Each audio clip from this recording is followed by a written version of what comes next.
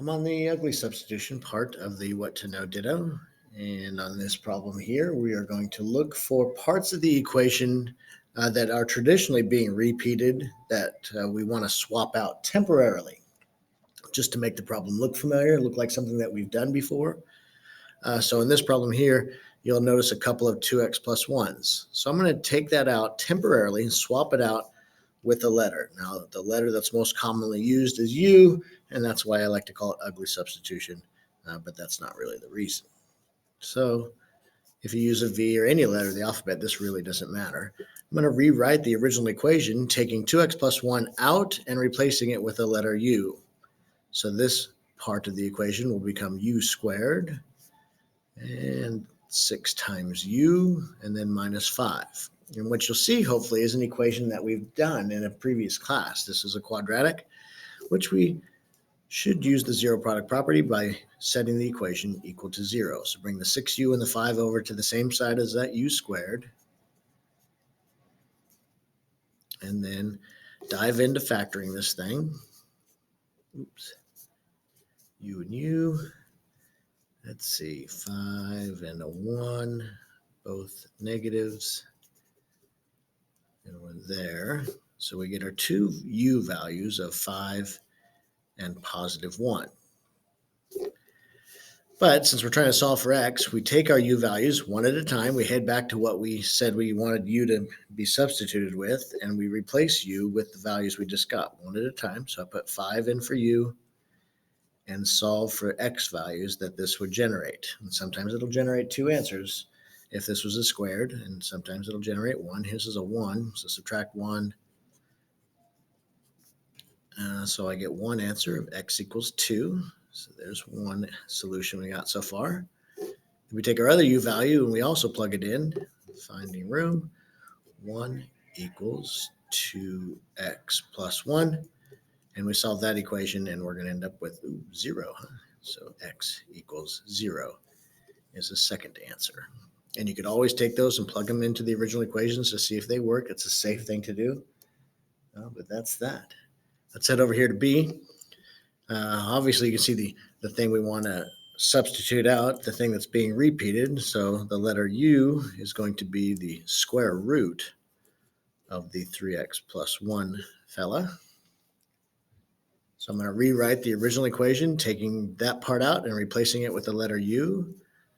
I get 12 on top of U is equal to 7 minus U.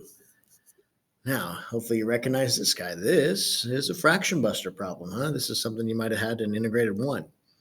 So fraction busters, you find a common denominator, it's only that u, and you multiply all the terms by the common denominator to eliminate the fractions. So when you multiply 12 over u times u, you just get 12.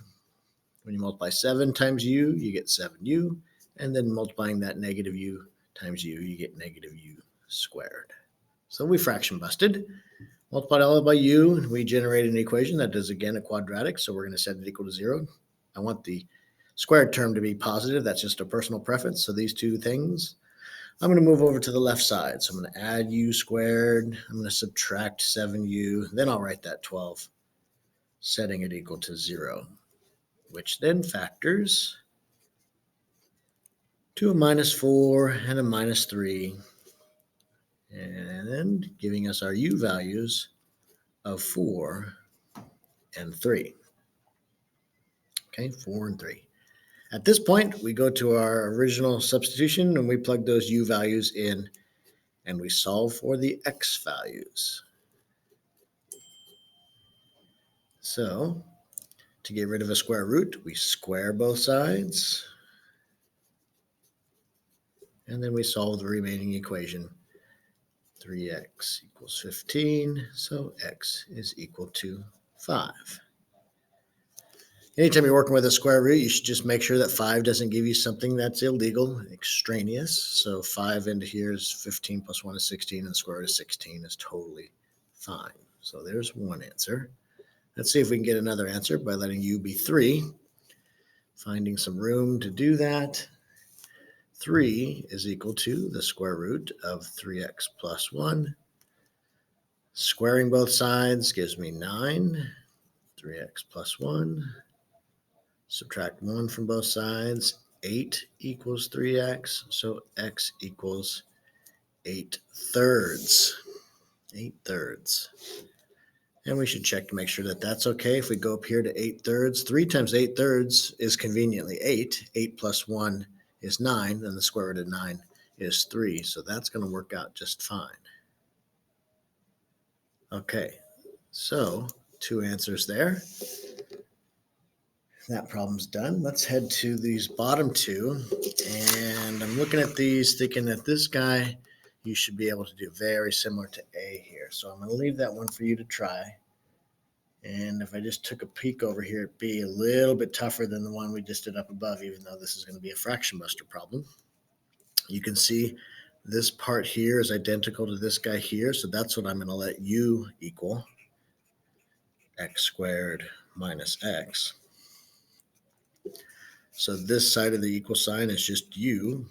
And over here we've got 8 minus 12 on top of u.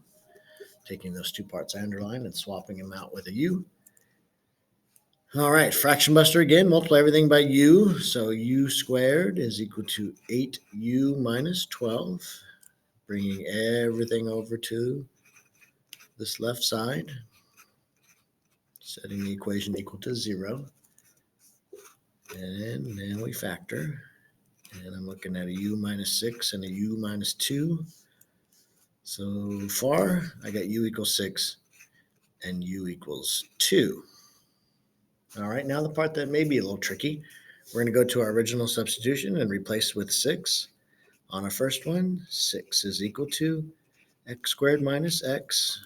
And now we generated another quadratic. So I'm going to bring that 6 over and factor. And it looks like we're going to find 2 x values this time. 3 and 2, minus and plus.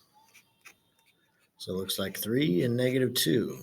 2 answers that we get from that guy.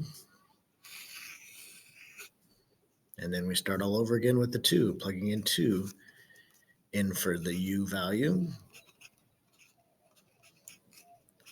Then we bring that 2 over, setting the equation equal to 0. Factor, x minus 2, x plus 1. So it looks like I'm going to get 2 and negative 1. That's 2 more answers. Looks like 4 answers in total. Okay. So that leaves you with A to try to do on your own. Hopefully you can do that. That's some ugly substitution, and I will go on to the next topic.